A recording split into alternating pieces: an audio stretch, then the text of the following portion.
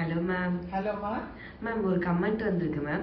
இப்போ ஏஜிசம் பண்ண ஒரு குழந்தை வந்து பீரியட் வந்து இர்ரெகுலராக இருக்குன்னு சொல்லி பேரண்ட் கம்ப்ளைண்ட் பண்ணியிருக்காங்க மேம். ஓகேம்மா.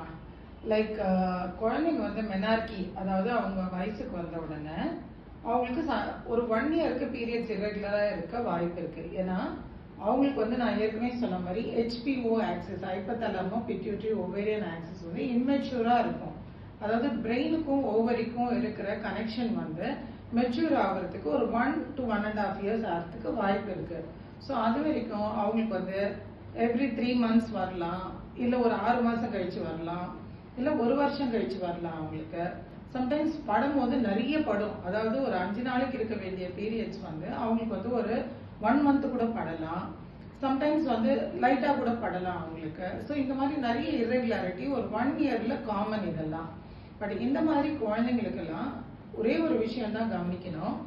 ஓவர் ப்ளீடிங் இருந்தா அவங்களுக்கு வந்து அனிமியா வர்றதுக்கு வாய்ப்பு இருக்கு, ரத்த சோகை. அந்த டைம்ல அவங்க ஸ்கூலுக்கு எல்லாம் போறது கஷ்டமா இருக்கும், ரொம்ப டயர்ட் ஆயிடுவாங்க, அவங்களுடைய அயர்ன் ரிசர்வ் கம்மியாயிடும். ஸோ இந்த மாதிரி குழந்தைங்களுக்கு அந்த டைம்ல தான் டாக்டர் வந்து ட்ரீட்மெண்ட் கொடுக்கணும்னு முனைவாங்க.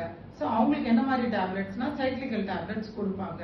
ஸோ 1 or 2 times கொஞ்சம் ஹெவி ப்ளீடிங் இருக்கிறதெல்லாம் வந்து தப்பு இல்லை. பட் கண்டினியூஸா ஹெவி ப்ளீடிங் ஆகி குழந்தை டயர்ட் ஆகிற மாதிரி இருந்தாங்கன்னா அப்போ அவங்களுக்கு வந்து சைக்ளிக்கல் டேப்லெட்ஸ் கொடுத்து அதை வந்து அந்த ஹெச்பிஓ ஆக்சிஸை வந்து சரி பண்ணிடுவாங்க.